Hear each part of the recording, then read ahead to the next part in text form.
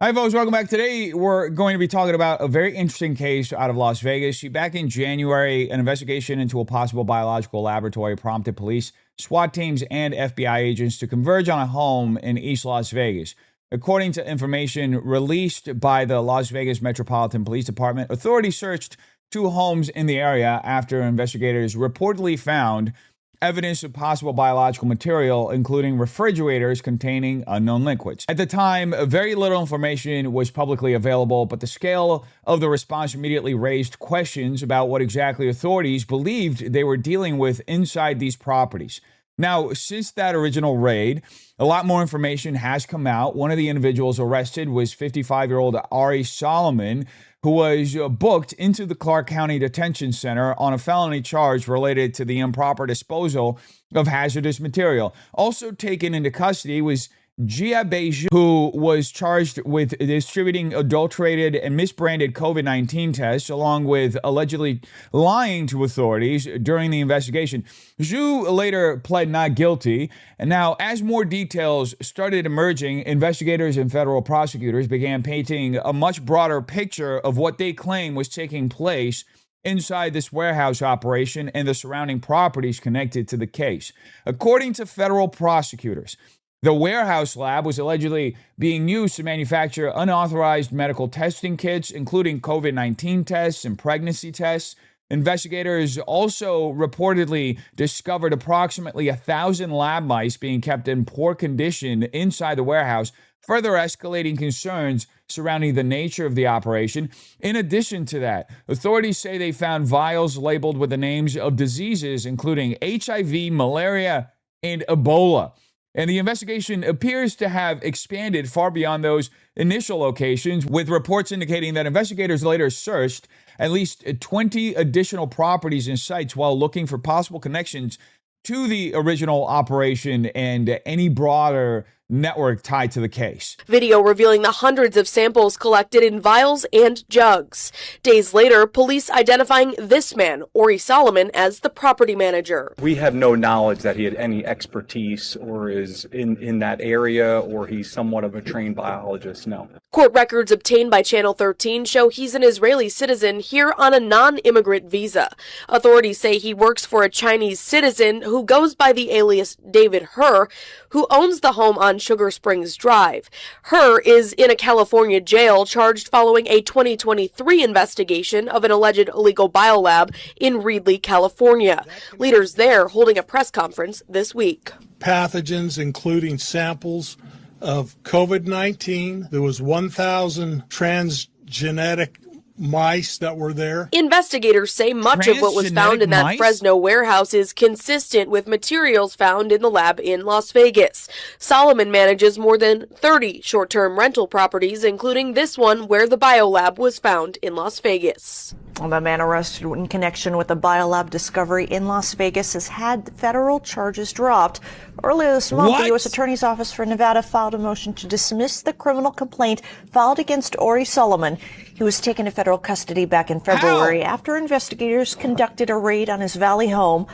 Officers found a refrigerator containing vials filled with unknown liquids. He was charged with disposing and discharging hazardous waste. Federal prosecutors had charged him with illegal possession of a firearm.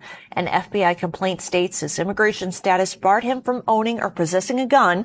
State-level charges against him remain ongoing in Las Vegas. So let me see if I got this straight. This man, an Israeli citizen who is here on a non-immigrant visa, is released, even though he was allegedly caught red-handed being part of an operation running an illegal lab tied to materials labeled HIV, malaria, and Ebola. Is this some kind of a joke? What is really going on here? I mean, I genuinely don't even know how to put this into words.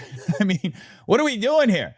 The level of corruption surrounding this case is absolutely insane. How is this guy simply just let go? What could possibly justify this outcome? Oh, I know. Perhaps there's a clue if we start looking at all the people involved with his release. Let's look at acting U.S. Attorney Seagal Chattah, the Israeli-born federal attorney who ultimately moved to drop all charges against Ari Solomon. You think that's a coincidence? Israeli-born, Israeli release of this guy running this illegal lab? Look, a lot of these people, I know that they're scared because I know where a lot of bodies are buried because I come from the defense world. What? So, without saying too much about my previous experience as a defense attorney, but when you played that side, you know where all the bodies are buried. Sometimes you even choose the location to bury them. What? Chattah not revealing what she means specifically. That was Seagal Chattah, the Israeli-born acting U.S. attorney who ultimately moved to dismiss charges against Israeli-born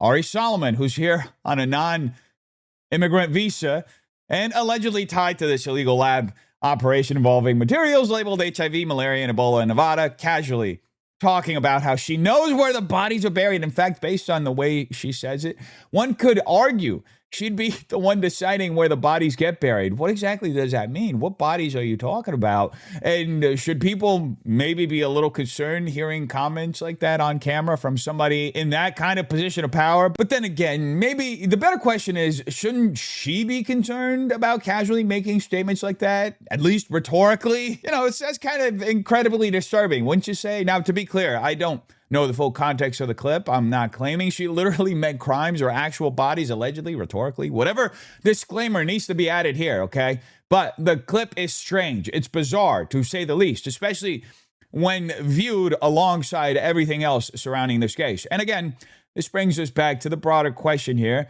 We already know the connection exists. We already know Seagal Chattah is Israeli-born. We already know Ari Solomon is Israeli-born. We know the charges were ultimately dismissed. We know the broader Israeli connection in this story is sitting right in front of our face.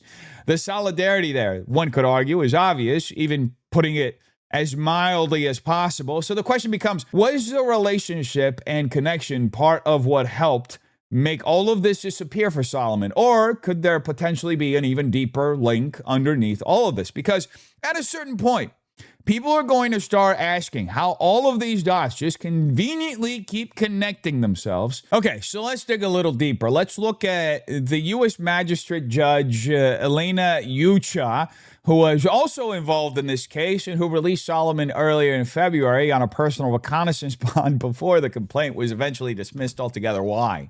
Why would a magistrate judge choose to release somebody tied to allegations this serious? Why was a foreign national, an Israeli national, allegedly connected to a Chinese fraudster's illegal biolab operation in Nevada, able to skate on a felony charge after the Justice Department suddenly moved to dismiss the complaint against him? And again, just ask yourselves, folks, why would the Justice Department do something like that? Why would a U.S. magistrate treat a case involving allegations connected to hazardous biological materials with this level of leniency, especially when notably the Chinese national remains in prison while the Israeli national does not? That discrepancy alone raises obvious questions people are going to ask whether the media likes it or not. Now, let's take this a step further, folks. Do you think Judge Youchah shares any commonality with Chattah and Solomon? I would go as far to say she does. And obviously, to be clear, we're not making direct claims here. We are not alleging criminal conduct simply based on ethnicity or nationality or religious solidarity. No, nobody would ever claim something like that. Not in this situation. Why would they? We're just noticing. That's all we're doing. And as far as we know, unlike Seagal Chattah, we do not have clips of Judge Youchah making bizarre comments about knowing where the bodies are buried. But, at a certain point, people are naturally going to begin noticing what appears to be a reoccurring pattern and asking questions about the connections involved here. Because, look, to say the least, this is all strange. It's objectively strange. Just ask yourselves, folks, what is the common denominator here? Solomon was allegedly identified as a primary agent and conspirator connected to Zhu. According to reports, he contacted Zhu 467 times in the weeks leading up to the raid.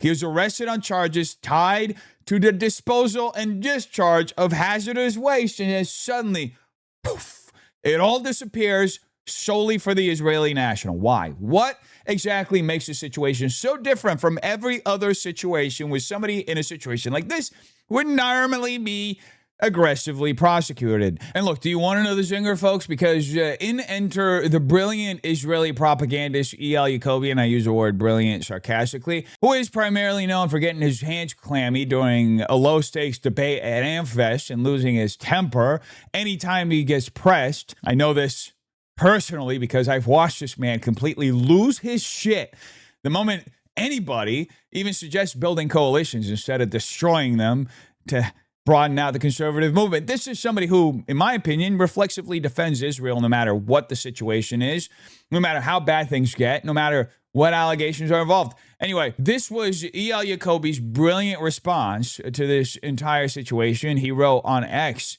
saying a Chinese national got arrested in Las Vegas with an illicit biolab.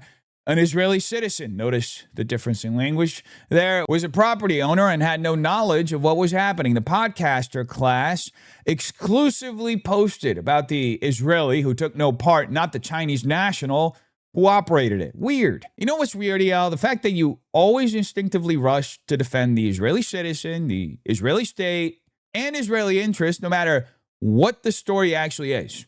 That's what people find weird about you. I genuinely do not think I've ever seen somebody throw themselves in front of the bus for Netanyahu, Ben-Gvir, and the Israeli establishment, the corrupt Israeli establishment, the way you constantly do online. So props to you, buddy. I hope the paycheck is worth it, because by the end of all of this, your reputation is probably going to be so damaged that you're going to need a pretty substantial savings account in order to be able to survive after what's left of it. But putting that aside, what's truly bizarre here is that this is the angle Eyal chooses to take in defense of the Israeli national involved in this case. The Chinese national remains in prison. The Israeli national is free. The Israeli national allegedly received favorable treatment through decisions made by another Israeli-born official at the Justice Department who moved to dismiss the charges while also receiving leniency from a judge, a Jewish judge, who released him on bond before the complaint was ultimately dismissed. Those are simply facts surrounding the case as they currently exist. And again, people are naturally going to ask questions when they see a situation involving allegations tied to hazardous biological materials, including HIV, malaria, and Ebola, and then watch a single individual in this situation walk free despite allegedly having extensive contact with the operator of the lab 400 or so times in a matter of weeks. According to reports, Solomon contacted Zhu hundreds of times leading up to the raid. So why does Solomon get special treatment? Why is he allowed to leave while the other individual, the Chinese national, remains behind bars? What exactly separates the Israeli national from the Chinese national or anybody else who would likely be prosecuted very heavily in this situation? Because look, I'm not going to beat around the bush. From the outside looking in, this increasingly appears to most folks as though there may be political, ideological, theological, religious, ethnic favoritism playing out within the American justice system. That is the concern people are reacting to here. And this is not just some conversation happening in the fringes of the internet, because even the Blaze noticed and covered the pattern people are noticing as well.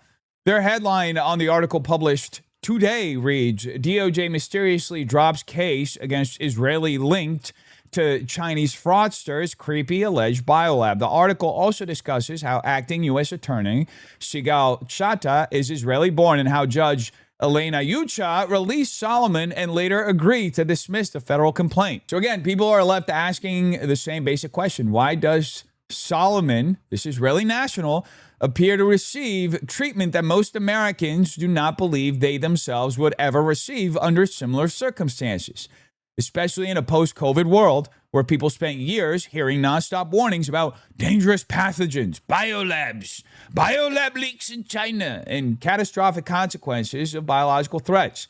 We just lived through a period where the entire world shut down over a biolab leak in China. And now we are watching allegations involving another illegal lab operation in the United States, in Nevada, and it results in this kind of outcome. People are obviously going to notice the double standard, whether the media wants them or not. Anyway, folks, you tell me what you think in the comments down below. Hope you have a terrific day. Peace.